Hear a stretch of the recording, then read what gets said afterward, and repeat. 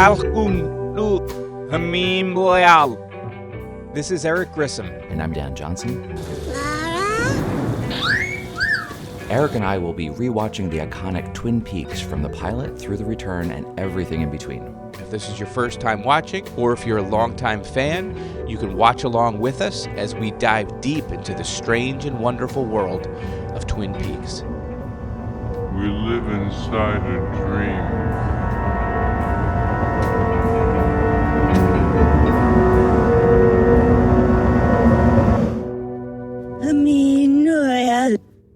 Today on a very special episode of Meanwhile. Hello, I'm Conrad Bain.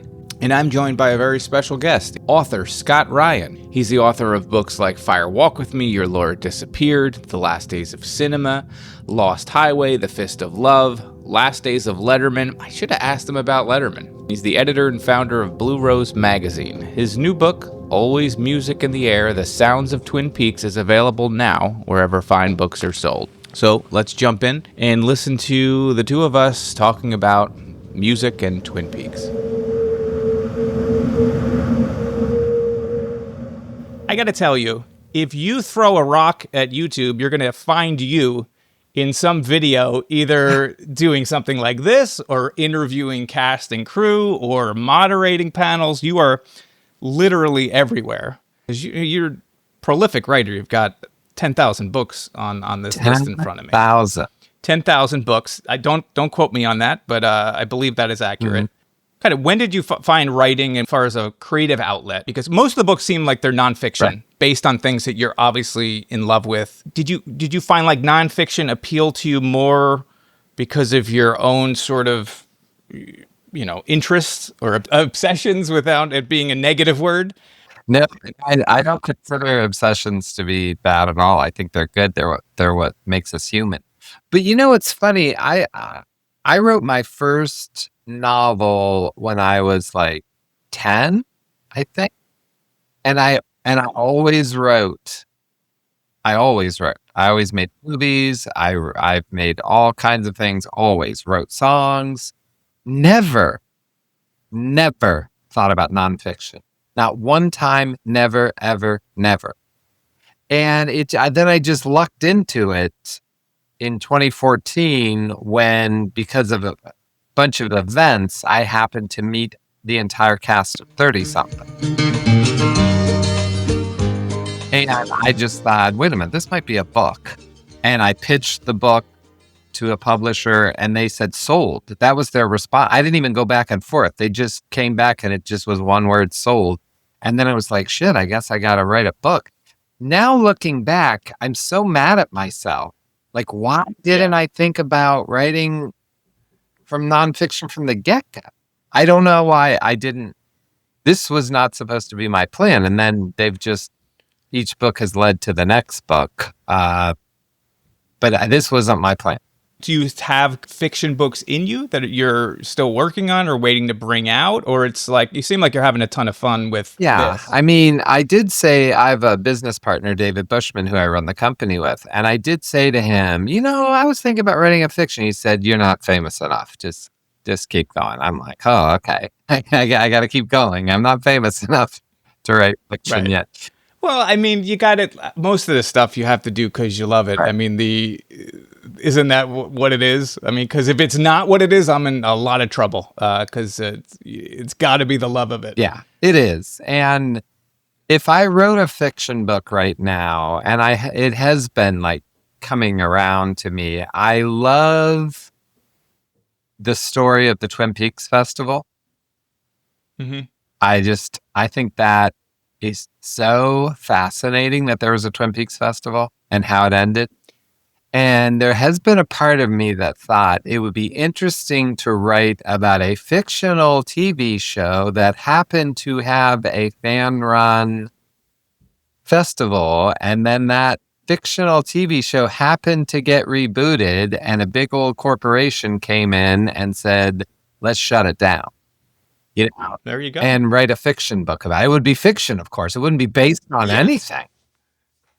So that is something that I've thought. And then I'd be kind of balancing with Right. what Well, you're drawing from your own experiences and throwing yourself into the mix. That sounds great. You did a film on the Twin Peaks yeah, Festival, yeah.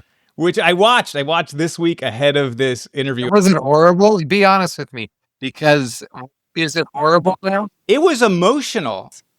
No. I found it to be very emotional, for mostly for myself, because I've loved this show since I was 15 years old. And seeing through your eyes, like arriving at some of these locations, it's nothing I've never been there. Probably never going to get there.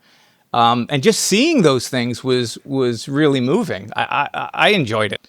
Sure, I'm sure if you could redo it again, you would change some things about it. Absolutely. But I thought it was great. I'm going to pretend that I believe you.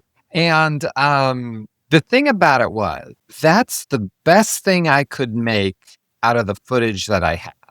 When I went, it wasn't like I took 3 cameras and lit everything and had mics. I said, I don't want to ruin going for the first time at trying to capture this movie. I'm just going to film some stuff. And when I get home, I'm going to put it together. But the reviews, which I don't read reviews, okay, but that was one of the very first things I ever did. It might be the first thing I ever did, honestly, like putting myself out in the real world. I mean, they're brutal. Like, people hate, okay, they are brutal. And I find that to be the funniest thing in the world. And if I knew how, I don't even get any money for it because that bank account is closed and I don't know how to log in. Well, $2 is floating out there. Yeah, it's gonna go to Jeff Bezos. It all goes to Amazon. You know, it never comes to me anyway. I'm not embarrassed of it.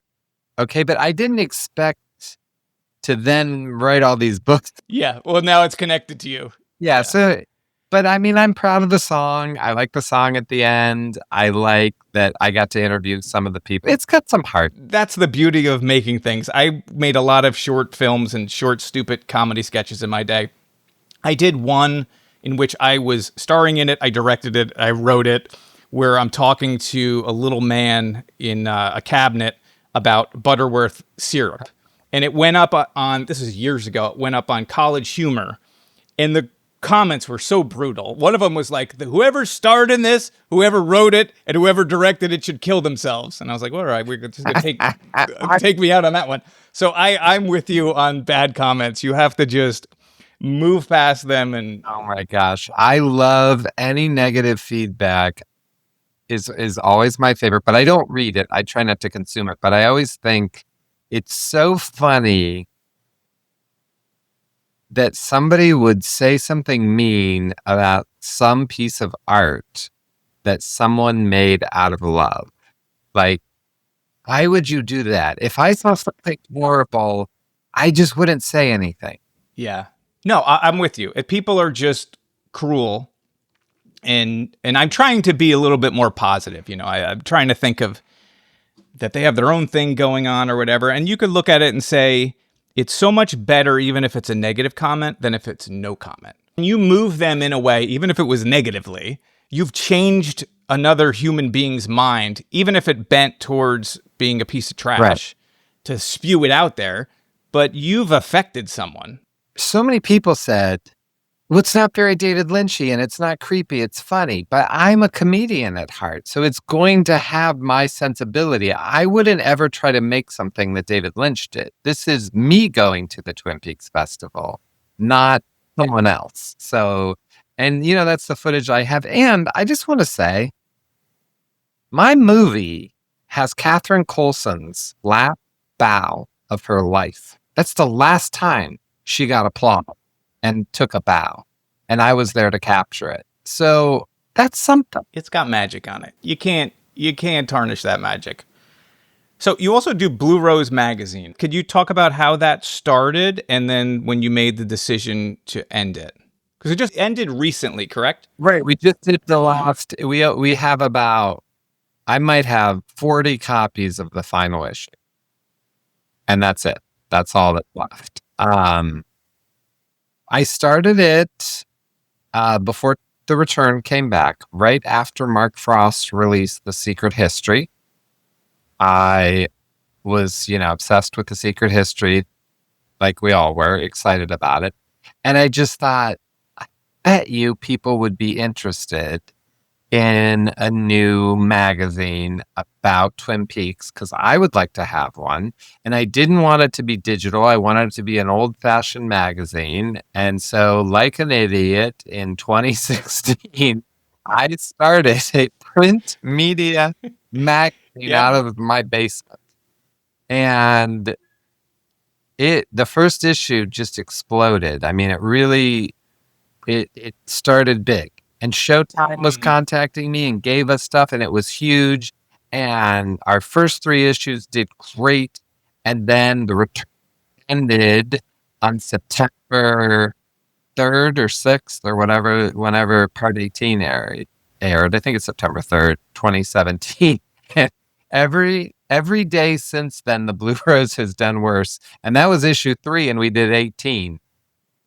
And it was so interesting for me to watch at how much people, and it's so funny because, everyone loves the return, but let me tell you something, man, interest fell off. How do you like market something like that? Honestly, it was horrible. It's horrible. Like every second of the day you're trying and you're fielding questions from people who don't understand that it's just me and I'm not Amazon, and they're so mean.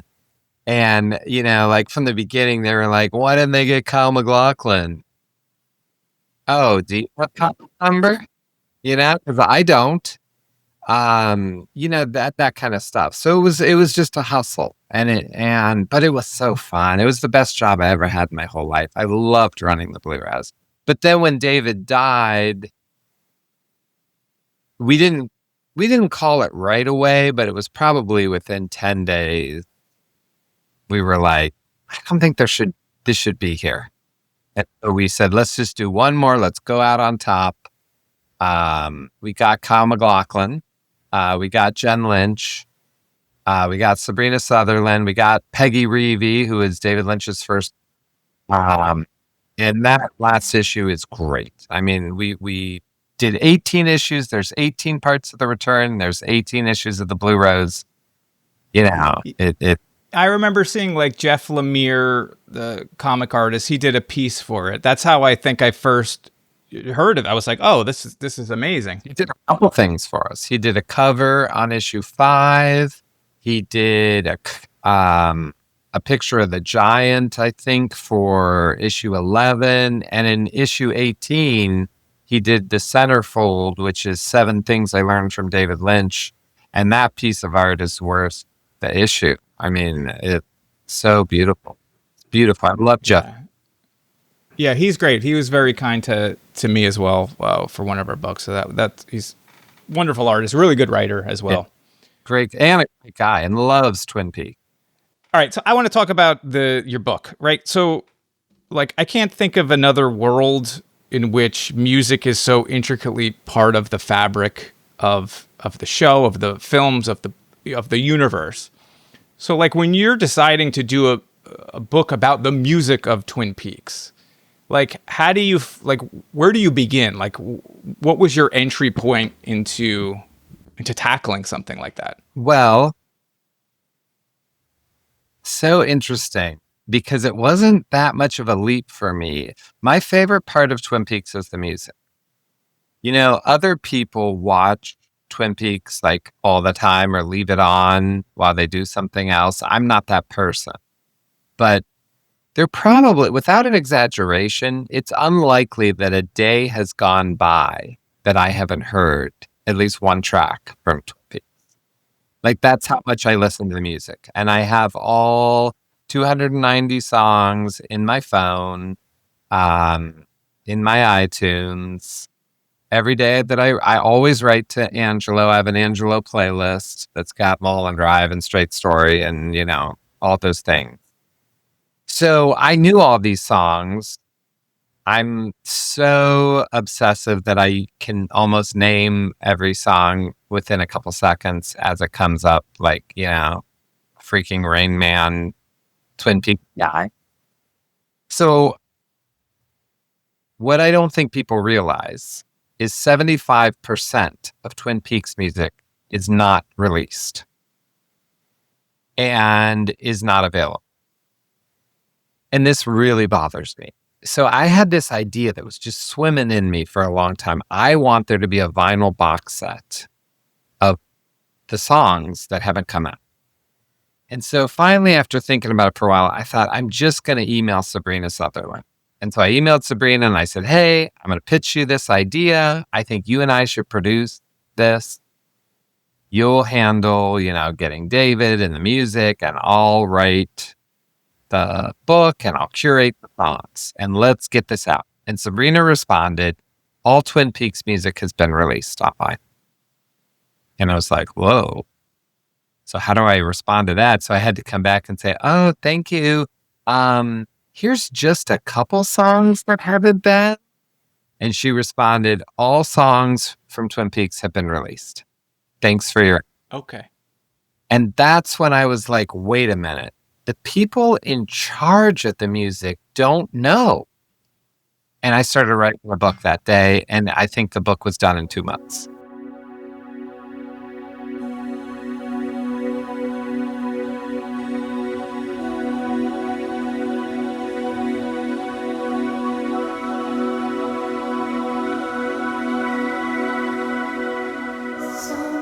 Now, did you approach it like this is when, the Blue Velvet era, when they're meeting, like Angelo and David Lynch first start? Like, is it a chronological look at their music, or were you finding different touchstones and then beginning there? And I knew that I wanted to cover every track that was in Twin Peaks because I wanted to show what was out, where it was. So I started, you can't just cover Twin Peaks music because they were doing Wild at Heart at the same time.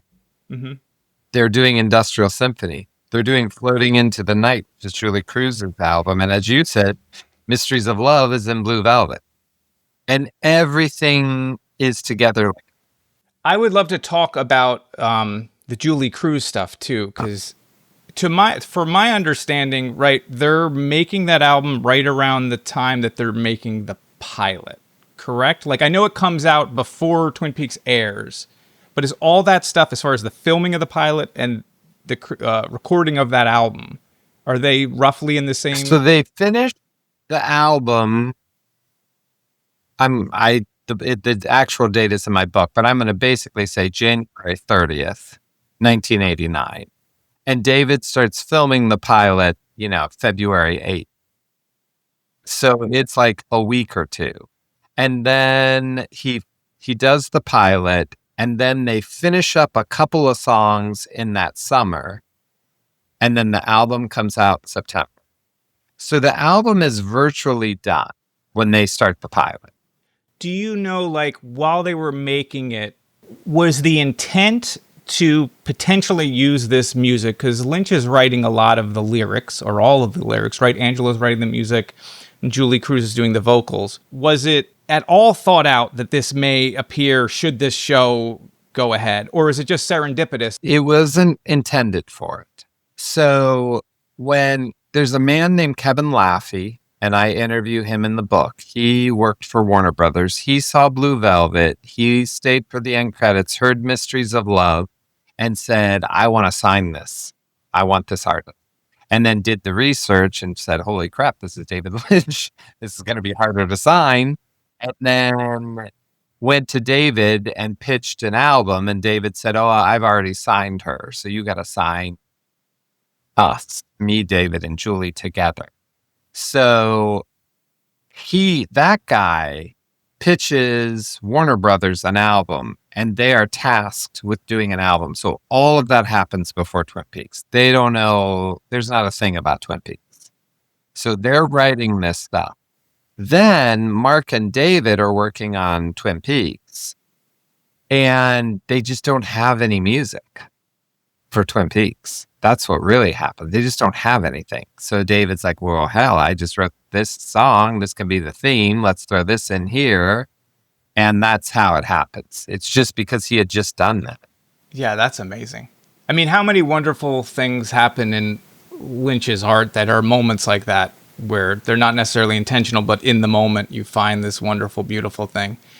When that album comes out too, like, I don't know, how were sales initially? Because I imagine once the show blows up, shows out, they're releasing Falling as a single, and I don't know what the other two singles were. What did it find a good audience at first? No, not really. It found an okay audience, but not, not being on MTV and things like that. Twin Peaks and then doing the Falling video is really where Julie gets on MTV. It's so unique, and it doesn't sound like anything else. So I would imagine it would be a hard sell to radio stations or whoever when they're trying to initially market it. Because I love that album. Yeah, Rockin' Back Inside My Heart was the single. And it marketed to college. Do you remember Modern Radio Station? Yeah. Wasn't it great? Wasn't it wonderful? They marketed her to that, and she kind of had to go out and just try to sell the album herself. And they did a thing called Industrial Symphony, and they pulled Rockin' Back from that and gave that video to VH1, and VH1 played it. They played it a little bit. So she got some VH1 airplay. I always think, too, with that album that you saw, like Duncan Jones said, David Bowie was listening to that album at dinner almost every night, which is just such a wonderful image to think about.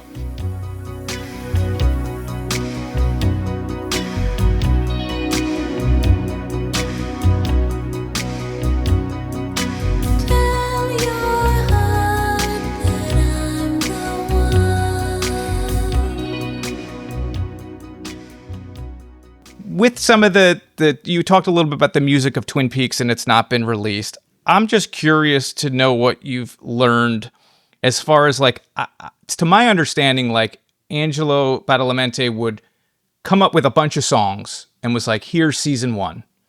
And then they would have like X amount of songs, and then they would almost make their own music from that music, like layering songs on top of songs and slowing things down or speeding things up. Is that the case? And the same thing happened in season 2? And does that make the release of those songs sort of like, because it's not quite, it's obviously Angelo's music, but it's gone through this process. Well, and there's a lot in there. So the first thing is there's 2 heroes in my book, which is I love when we discover some new people. One is David Slusser. So David Slusser is the first hero. And he was the music editor on the pilot. And he looked at the pilot, and all they had was Laura Palmer's theme, Audrey's dance, and Dance of the Dream Man.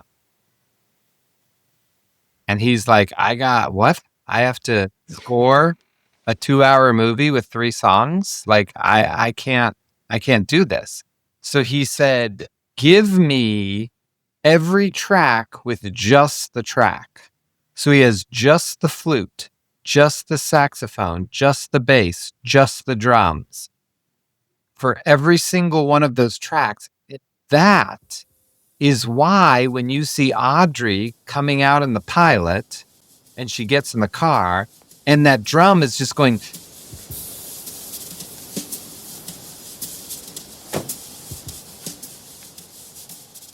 Angelo didn't look at that scene and go, wait a minute, I have an idea. He just pulled that drum track from one of those 3 songs. And so when you see Cooper and you just hear the saxophone go. That was tuna fish sandwich on whole wheat, slice of cherry pie, and a cup of coffee. Damn good food. Diane, if you ever get up this way, that cherry pie is worth a stop.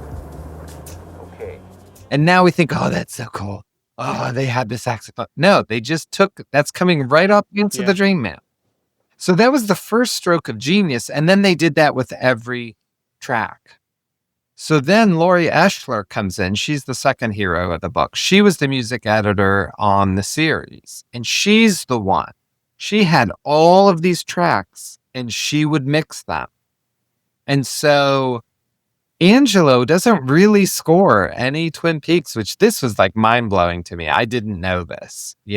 He just wrote, he had some songs and I like to use something like Hank's theme.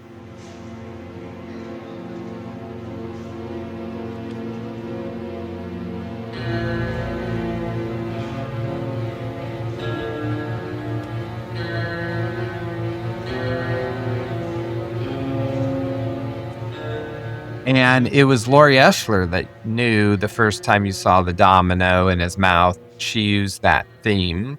So she used it again for him. And then a director would come in and say, oh, this is his theme. And so she's the one that made them themes for those characters. Yeah, that's fascinating. And I've learned a lot of that stuff too from editing this podcast. I try to take a piece of music, and like you're saying, it's hard to find any of that stuff. Right. So you can go on YouTube where they've dumped all of the archives where you can find so many different variations. And I was also blown away, like, to think like, okay, here's the music for season 2. We haven't even shot anything. And now we're finding the music and putting it in. And it marries so perfectly that you would think that it's specifically made for that moment, but it's great to hear those details. I know, and it's so interesting because for the book, I interviewed 3 directors because I really wanted to find out how they were scored. So I talked to Dwayne Dunham, who also edited the pilot, but he also directed 2 episodes, Tim Hunter, and then this guy named Mark Frost. He just came in, directed 1 episode, didn't have much to do. So just one. And I would talk to them. And the funny thing is, Dwayne and Tim both said, oh, you couldn't ask Angelo to write anything. You just went through these things. And then when I interviewed Mark Frost, he was like, oh, well, Nadine was going to kill herself. So I wanted falling on a harp. So I told Angelo, write this.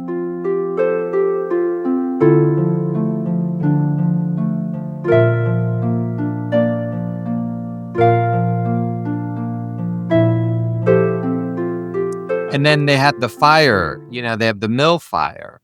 Yeah. And it's scored to picture like an old fashioned thing because Mark wanted it that way. And I was like, oh, so this is the difference of being the boss.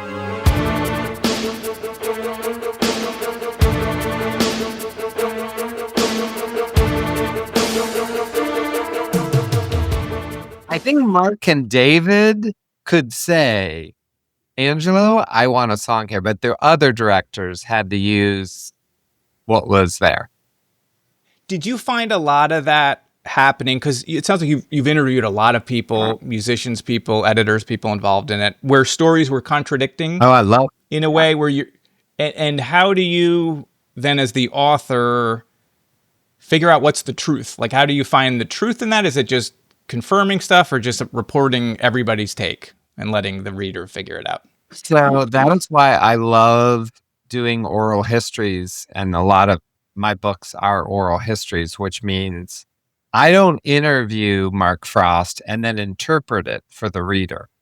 I put in my book what Mark Frost tells me, and I love to have them back to back. If someone disagrees, I put it in, and then I put the other person saying the opposite thing in the next line, and that's up to you.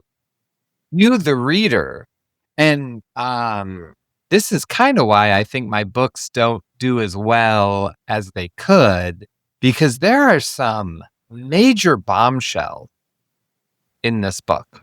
Some things that should be splitting the community of Twin Peaks wide open. And I haven't heard a thing from anyone. And it's because I don't then tell the reader, hey, you know what he just said, right? Like, that's kind of a really big deal. I just lay it there. And you can either get that or you can keep reading. And it's not for me. I'm not trying to do, I wish I was more sensationalist. And I wish I was that person that could fan the fire, but I just lay it out there. But if it's laid out there, isn't that enough? I mean, that's all you would need to do, right? Oh, for me it is. But if you want to be famous, you promote that, you set on fire, you get a clip that says, this guy says this person didn't really write this song. And, you try to get all that heat out there. But I leave it because I want you to experience something.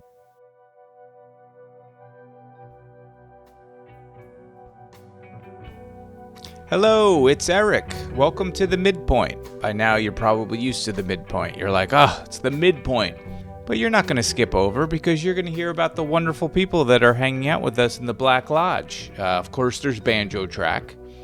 There's Dawn Adamo. There's Gregory Flanagan. And there's Chuck Suffel. I may want all my Garmonbosia, but you will have my heart forever. How did they get here? How did they get a shout out like this? Because they have joined our Patreon, which is available right now. So if you want to support the show, you can stop by and sign up for free or do one of the paid tiers that gets you the secret podcasts, and you help us out. Go to ericgrissom.com/meanwhile, and you should see a link for the Patreon there. All right, let's get back to the proper episode. I got idea, man. You take me for a walk under the sycamore tree, the dark trees that blow. This entire book is chasing what happened with sycamore trees.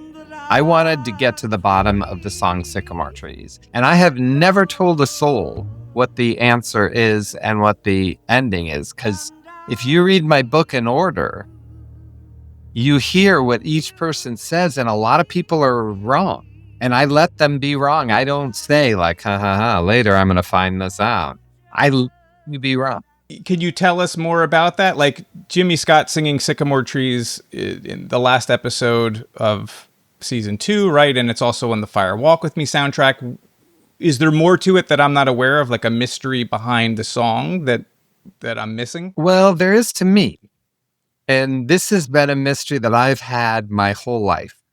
And in my opinion, I solve it in my book. But again, I don't come out and tell people like you as the reader, you can decide. But I'm sure you've heard that when David Lynch saw the script for episode 29, he didn't like it. Yeah. He threw it out and he improv'd everything in the Red Room. Mm-hmm. I'm a musician, and my whole life that hasn't sat well with me. Because, okay, yeah, you could set up 2 rooms with red curtains. And you could say, okay, Kyle, now you walk down and say this. Okay, Sun Laura in. Get her out. Put Wyndham in. But you can't improvise an entire song with an entire orchestration. And you can't just pull little Jimmy Scott out of your butt. You have to book a studio. You got to write the lyrics. You got to time it. Then he's got to lip sync to it. There's not a band on that set. You cannot improv Sycamore Trees. And every time I ever interviewed anyone who had anything to do with episode 29, I asked him, were you there on the day they shot Jimmy Scott and Sycamore Trees? Do you know? And then it was like, oh, I don't know. It's like nobody's really cared about this but me, but this has always been a mystery. And this mystery is solved in your book. In my opinion, it is solved. I believe we get to the bottom of where Sycamore Trees actually came from, how it got in there. And it's all thanks to Dean Hurley. It was so funny because when I told Dean, when I interviewed him the first time, he was like, that's David. And he kind of blew me off. And then I got a little bit more information because another thing that really cracked things open is David Slusser, who did the pilot. He also was the music editor on Wild at Heart. And he told me that Coco Taylor sang Sycamore Trees in Wild at Heart. And I was like, what? And he's like, yeah, she sang Sycamore Trees and Up in Flames, and they cut Sycamore Trees. And I was like, yeah, I do have the version of Sycamore Trees. I need to hear Coco Taylor sing Sycamore Trees. And then how fascinating would that be? Wow, he was in Wild at Heart. What are you talking about? Then he moved it over. So I said that to Dean, and I got Dean curious. And then Dean sort of got in with the mystery, and I think me and Dean solved Sycamore Trees. So, but is that true? That was in Wild at Heart? You think I'm going to tell you, but I'll go right now. Okay. Fair. No, that's a great tease. Then that's a great tease. Fantastic. I do. That's what I'm saying. I tell people in the beginning of the book, I said, don't skip around just reading Sycamore Trees. Just read the book, because each person that I interview, even Kevin Laffey, who I almost didn't ask about Sycamore Trees because I'm like, he's a Warner Brothers exec that signed them for Floating into the Night. What is he going to know about Sycamore Trees? He gave me a crucial piece of the mystery. And every single amazing. person gives a piece. Some are rich, but it's like a David Lynch mystery. So, there's still questions, but I think we know.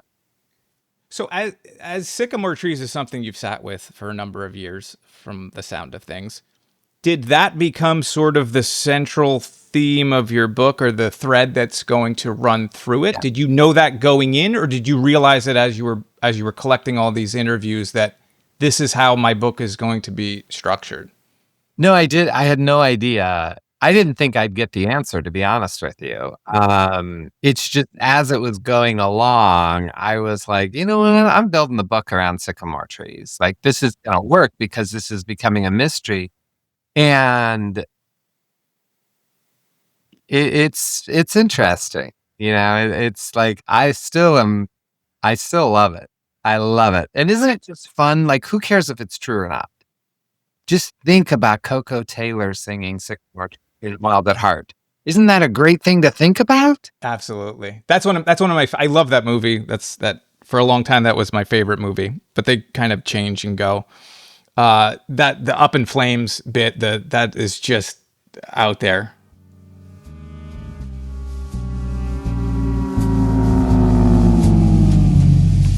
I feel for you, baby, like a bomb.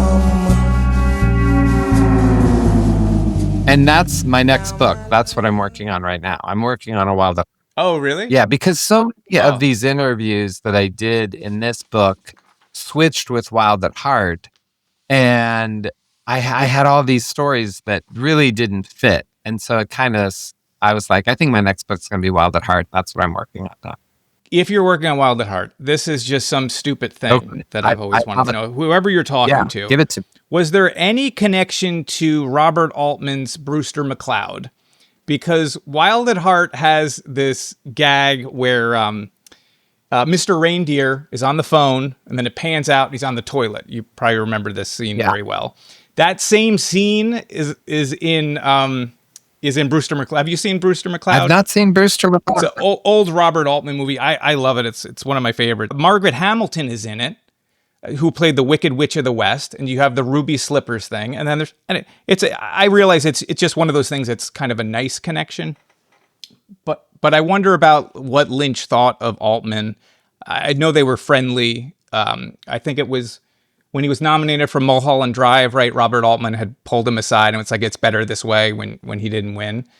But yeah, because I for the podcast, like I did an episode on Wild at Heart, so I just watched it. And then I watched Brewster McCloud just because whatever. And then I was like, the ruby slippers, and like that whole gag is just very funny.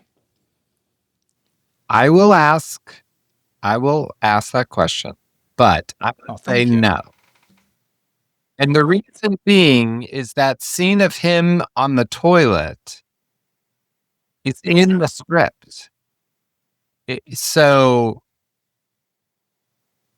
is it in the first script though? I'd have to look, but the Wizard of Oz is not in the first version of the script. It's only in the second version. And I'd heard that came later, right? Was it during the editing? It's a little bit of both, and that's the mystery of this book, is where the Wizard of Oz came in. That's sort of what I'm sort of trying to work on. I believe I know now. I'm not going to tell that answer either, but I do think I know where the Wizard of Oz came from. But I'll ask Monty Montgomery, who produced it. I'll just throw it out there. But I would say from the research I've done so far, it's unlikely. Yeah, and I think that's, they're not, or Lynch never felt like someone that was overly into referencing other things, just things that came through him and then out of him, and then maybe there's a connection, maybe there's not. But I always see these connections in the universe anyway, so it's like the fact that Margaret Hamilton's in there and they do a whole Ruby Slippers thing, and that joke always cracked me up in Brewster McCloud anyway. I can't wait. Pull back and he's on a toilet. I like it. It's not for everybody. It's like I think it's a divisive Robert Altman movie. It's very weird. But it's Shelley Duvall's first film too. Well, she's in this movie 3 Women that's on Criterion right now, and I haven't seen it. And I love Shortcuts and The Player. But I'm trying to go back and watch a little more I know that's not our point here, but I wrote it down, so I'm gonna watch that movie. You said you were a musician, so that's got to be great for tailoring your questions. Did you find like your own musicianship in the way that you look at? Are you a A songwriter? little bit. I mean, I wrote that song that ends the documentary, and I scored the documentary as well. But I'm not a good musician. Like, that's the thing. I interviewed Kenny Landrum, and he played the piano on all the tracks. So he literally played Laura Palmer's theme, and he played it for me over the phone and talks me through it. He goes through each chord progression and talks about it. And I transcribe it in the book with the music, so you can follow along and tell you where to hit play, and so you can just basically hear him. But when he played it, like, I would just cried. Like, I couldn't believe that I was talking to the guy who played the Laura Palmer thing. Like, how did how did I go from that uncomfortable couch in my high school girlfriend's house to I talked to the guy with the music that made her parents leave the room? What?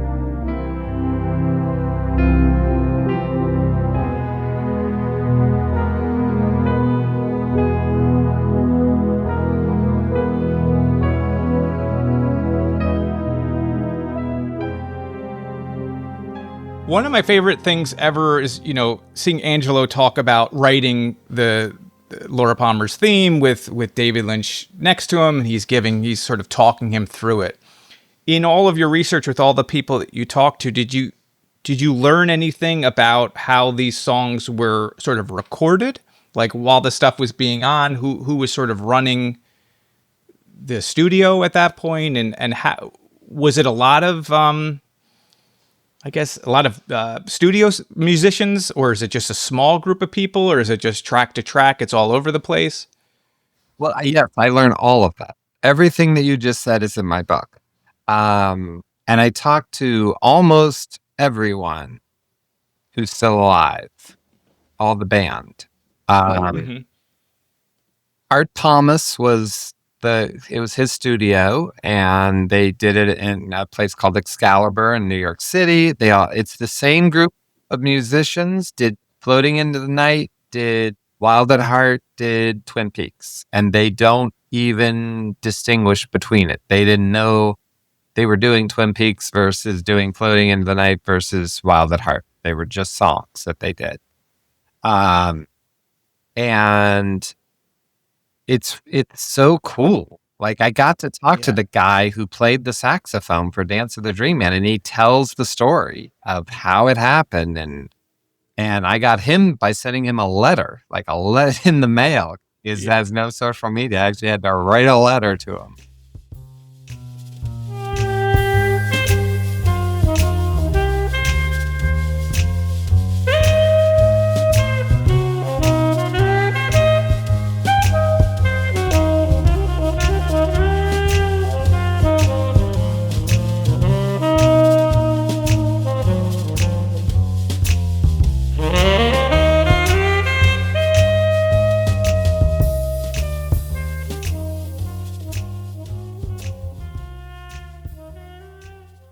Are these the same studio musicians that are working with Angelo Badalamenti on other projects? Because you'll see his name pop up, and it's Nightmare on Elm Street.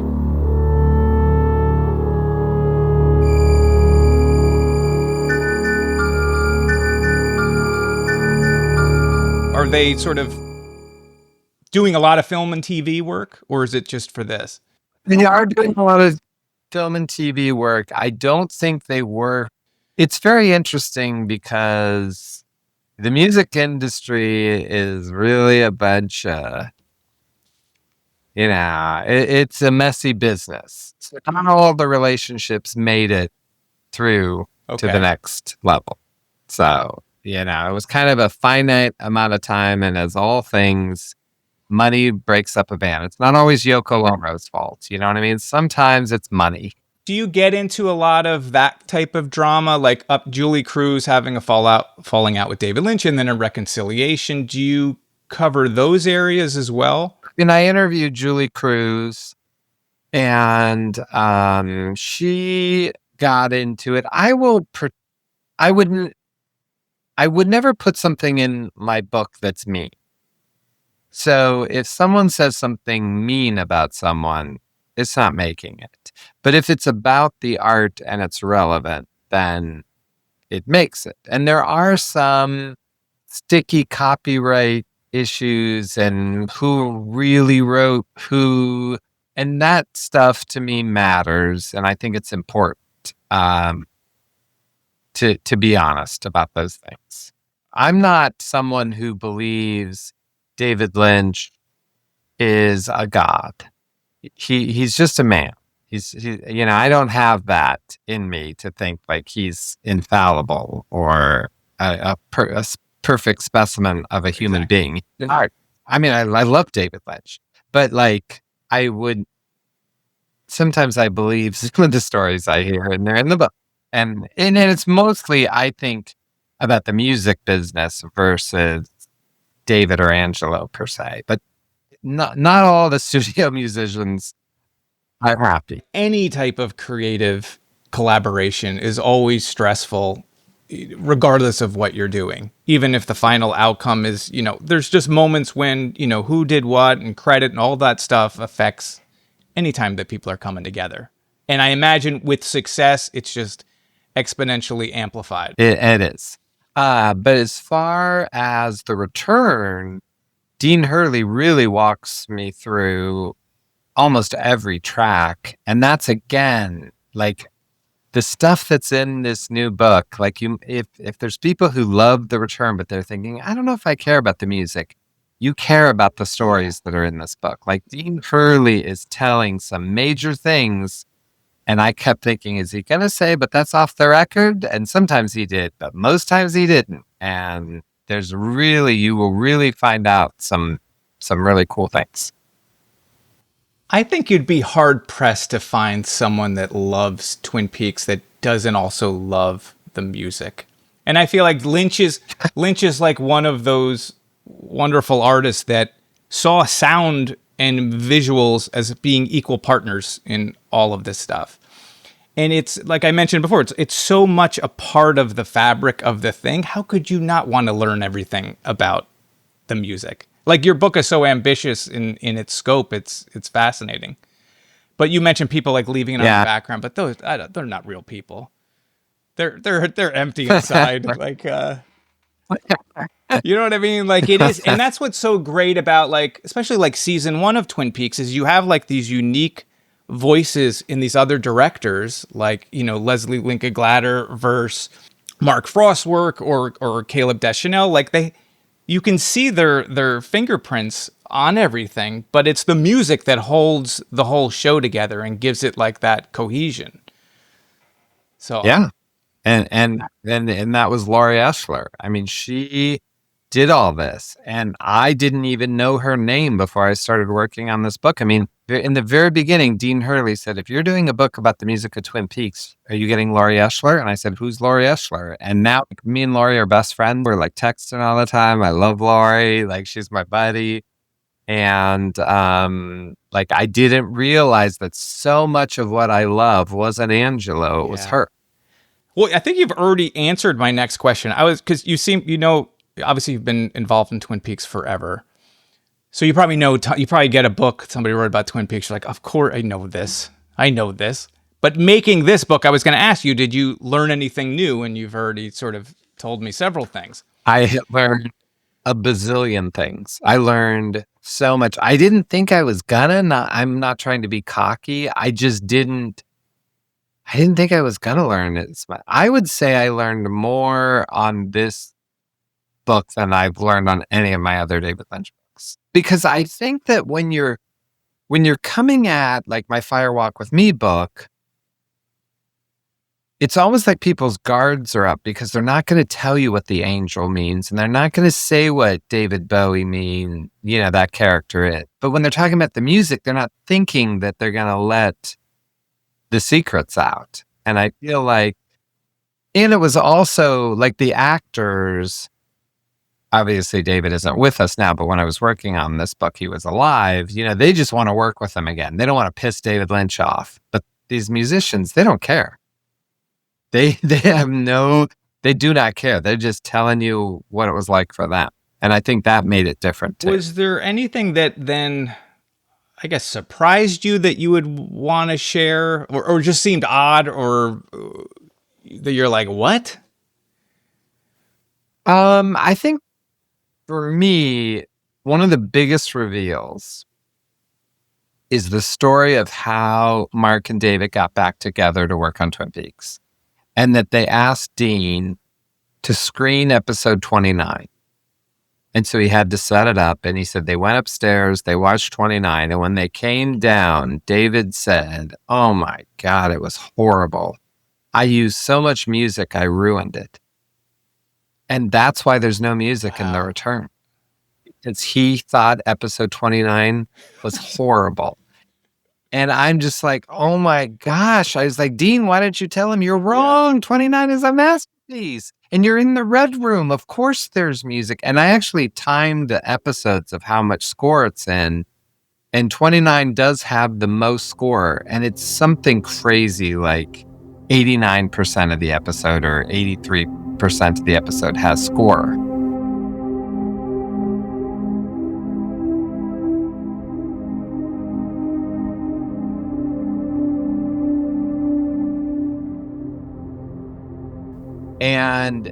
But you're in the red room. There's always music in the air. Where we're from, the birds sing a pretty little song. So it bothers me in The Return when they're in the red room and there isn't music. But it was because David thought there was too much music. So he kept deleting it. And both Dwayne and Dean said while they were working on The Return, they kept slipping in music and David kept deleting it. That's really fascinating.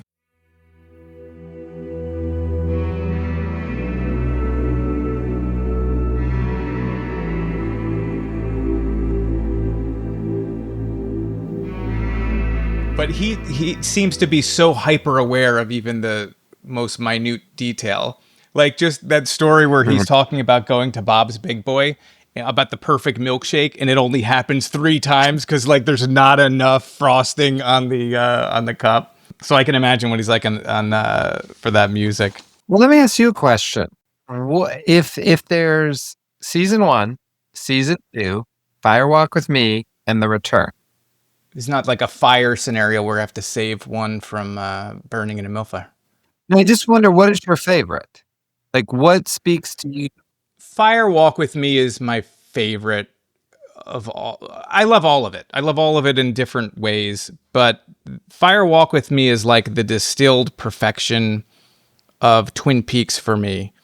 When I watched it, like you, I started watching it when it came out, so I was just eating it up. I was getting the diary, I was listening to the tapes, like I was loving it.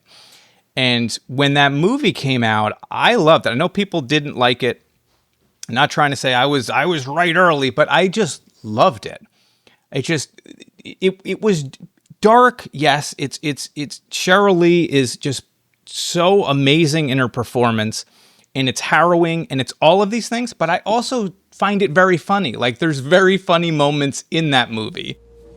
Are you talking about that little girl that got murdered? You got something to tell us?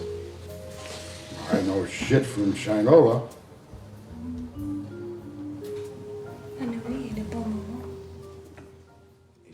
But it's just so wonderful, and I love the pacing of it, and the whole opening, like having Chet Desmond, like that whole character, and all of those interesting stories. Like I could watch more of that as well.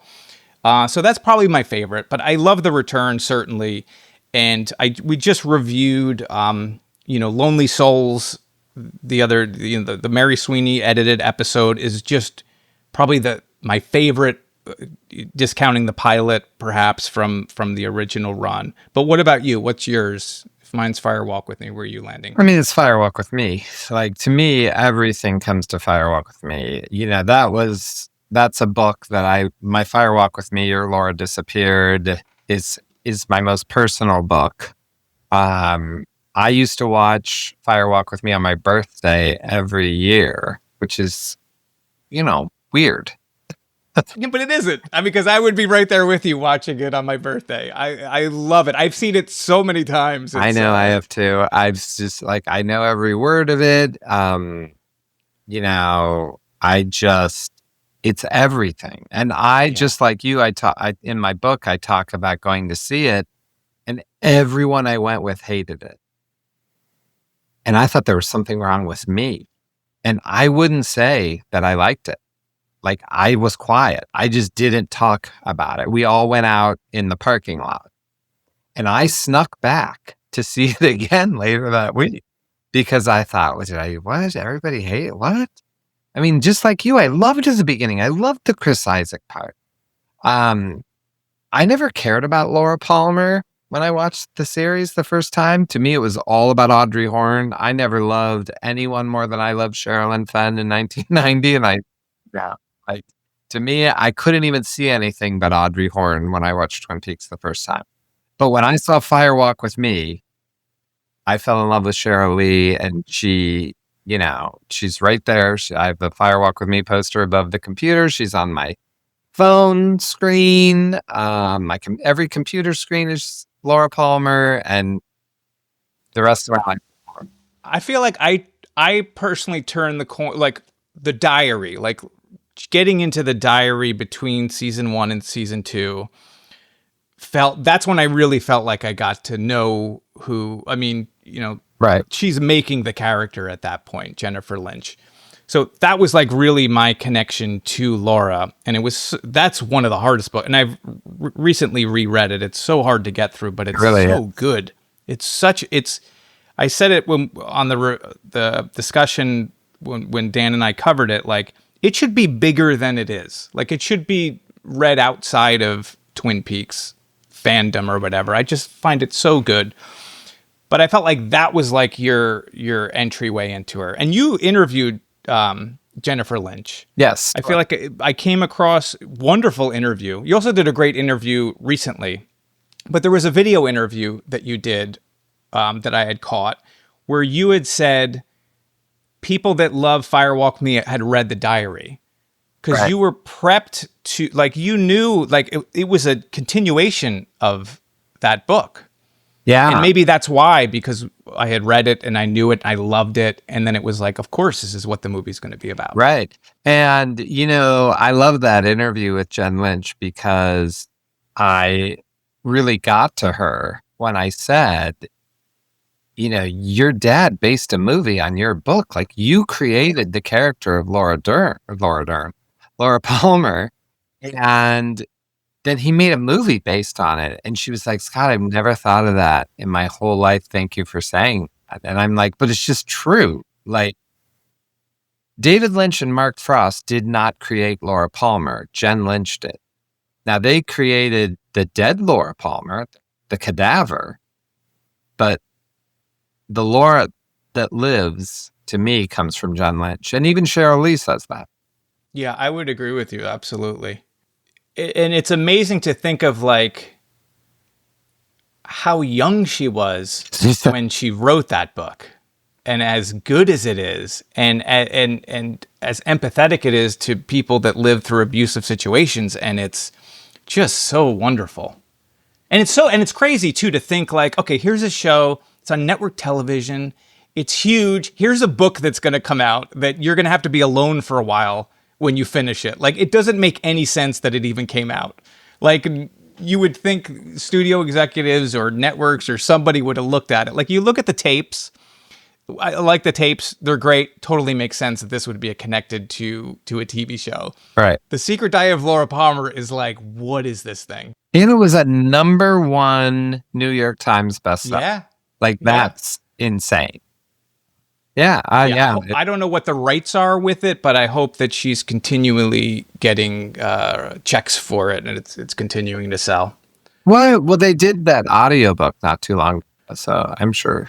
Yeah, which is also fascinating. Yeah, I can't listen to it. I actually had to stop. Sheryl Lee is so good that it was too disturbing for me. I've not been able to make it to the end. Yeah, I would love to talk to her just to find out, like, what it must be like as an adult to look back at a part of your life when you were a kid, to read those words that are so painful, and have like the distance of time and maturity and looking back and doing like she's like living in all of these timelines or time errors at once. And that must have been such an emotional experience for her. She should have won everything for that audiobook. Yeah, it's incredible. And for Fire Walk With Me, for that matter. Definitely. So you've talked to Mark Frost, right? You talked to him for this book, right? Yeah. I know you've talked to, I've seen you talk to pretty much everyone on, if I look up your name or whatever on YouTube. Is there anyone that you haven't? You mentioned you didn't talk to David Lynch. Did you get a chance to talk to Angelo before he passed? No, we emailed back and forth, but I never got to do an interview with him. He was sick, and it was hard for me because I wanted to push him and say, that's why you should do the interview. But how do you say that to someone that you respect so much? So we emailed back and forth, but I never actually physically got to talk to Angelo. And he actually said, and I put it on the back of the book, I said, can I blurb that? But he said, Scott Ryan's writing and understanding of my music is unreal. You kind of won on everything. Yeah, I think it's over. That's very impressive. Yeah, I mean, it was great. Laura Dern is probably my last one. It's okay. Pretty much everyone but Laura Dern. In Twin Peaks, I don't think there is anyone left. Isn't that horrible? I'm sure there's someone. Little Nicky. I never interviewed Little Nicky. Bring up that's the storyline everybody's talking about constantly. All right, so I'm gonna leave on a nice note, or gets back to music. Let's get back to music. You got to pick a song, not as necessarily your favorite, but one that you would recommend somebody throws on of the entire Twin Peaks music discography, since you have all of them on your playlist. Of course. First, it's theme from Fire Walk With Me.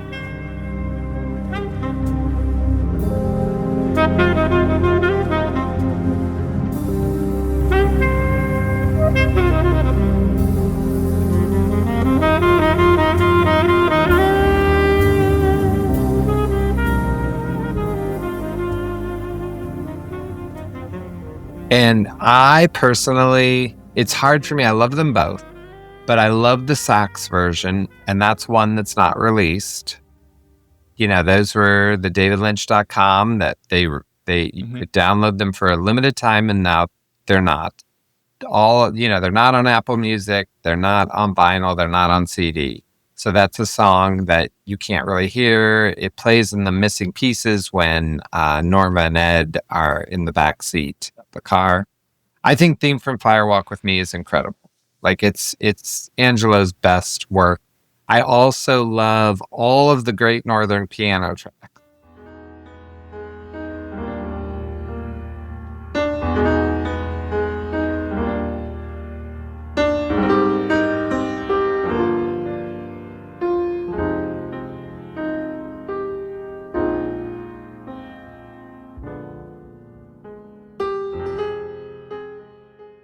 Those to me are so good because it's like I'm eating in the Great Northern, so I love those. I love Blue Frank. Oh, Blue Frank is great.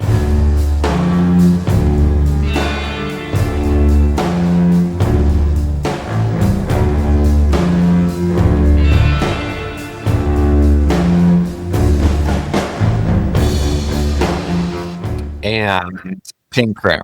Pink Room is a perfect song for putting you in a certain place and a certain mood. And if you put on Pink Room, your whole night's changing. You're flipping a table over. Somebody's getting stabbed. Like things are going down, but you're okay with it, you know?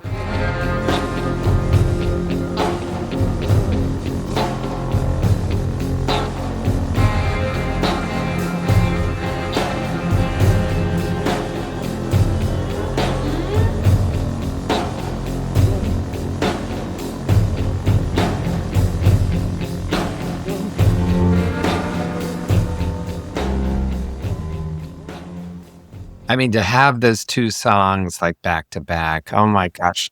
And I love them both. I couldn't pick between those two. I want to hear one, I want to hear the other. Into the Night, I absolutely love that song.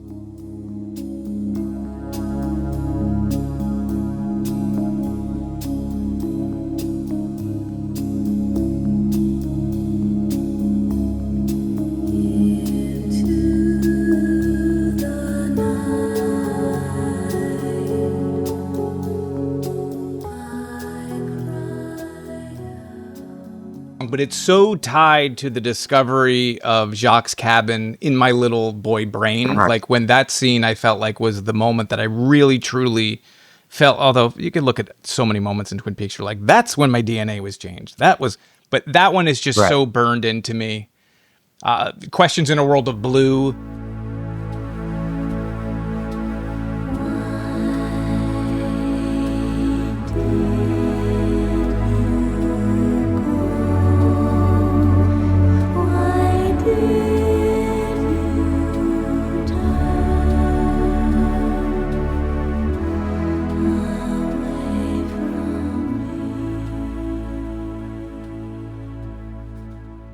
Is like, come on. Beautiful. Moving through time. Yeah. And you know, I've been to Jacques' cabin.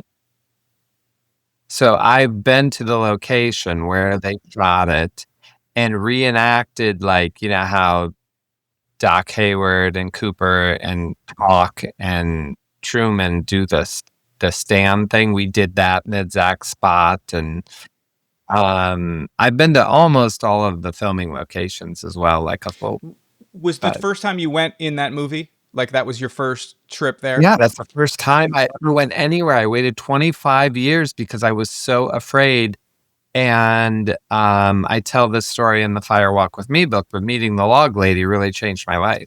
And just like having that experience, meeting Catherine Coulson, that's when I started everything. I made that documentary that is either an absolute piece of shit or charming. But anyway, yes, that was the first I did everything. And then since then, that was even also when I realized there were other Twin Peaks people. And then it's just been like, I've never quit since then. Yeah. And now you're moderating a number of panels, like you're No, it's crazy. introducing films and everything. So that's got to be it must be like a crazy experience for you to have loved something for so long and then to be talking to Cheryl Lee or interviewing, you said Kyle MacLachlan, for like, I can't imagine what that's like if that ever gets old.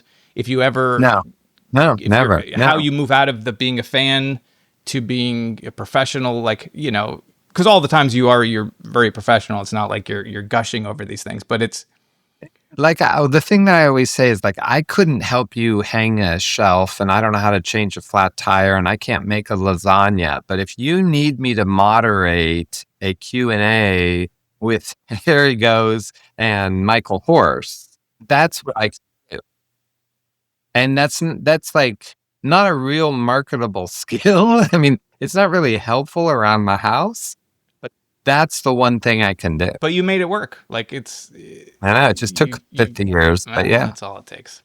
You guys, this was so much fun. I really had a good time.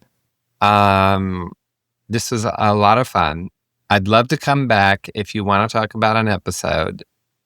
Sure. If you need a guest on an episode or something, but we're not going to use the titles. We're going to use the numbers. It's episode 14. We talk about that. I've gone on record. I don't care that it's from German TV and that Mark Frost and David Lynch didn't name it. I find the titles to be interesting.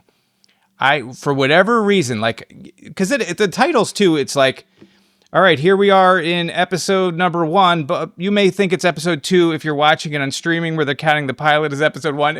Episode 2 is the one with Cooper's Dream. Everyone knows that. Yes, I'm with you, but I like the titles. I feel like it's an interesting look, and I want to know. I would love to find out, like, who named them. The man behind the glass, some TV executive in Germany, right? Put in some things. But then I've also heard out of nowhere, like Mark Frost has started to say he wrote them out and they were never supposed to get out in the world. I don't believe that story at all. Mark Frost isn't going to write the giant, made the giant. That one is so stupid. Like, I don't get me started on the titles. Cooper's Dreams, plural? Like, you're not down with Cooper's Dreams? No. Yeah. Well, this was so much fun. It was fun. It was for real. All right. Well, thank you again. I appreciate your time. Thank you. It was fun.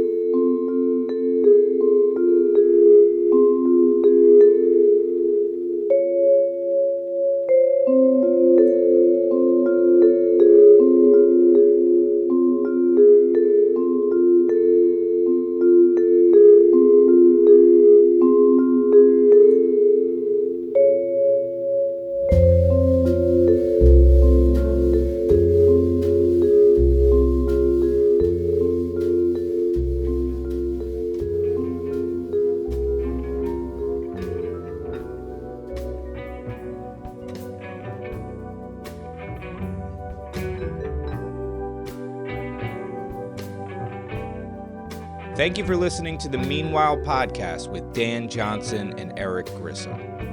If you would like to support the Meanwhile podcast, join our Patreon. It's available right now. You can sign up, and for just a few dollars a month, you can keep this show going, and you can get access to some exclusive podcasts and some secret stuff that you're not going to find anywhere else. So if you'd like to join, go to ericgrissom.com/meanwhile and look for the Patreon link. If you like our show, please consider rating and reviewing the podcast on Apple Podcasts, Spotify, or wherever you're hearing this now.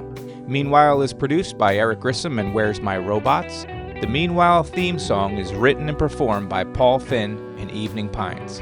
If you want to let us know what you thought of the show, you can reach Dan at danjnj.com, both on the web and on Blue Sky. Eric can be found on Blue Sky at ericgrissom.com, which is also his website. It's also me, right? That's weird. We'll see you again. And in the meantime, be good. Listen to the sounds.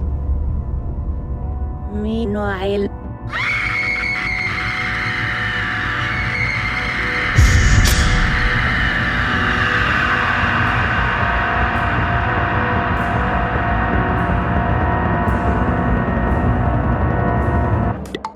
Where's my robot? You know?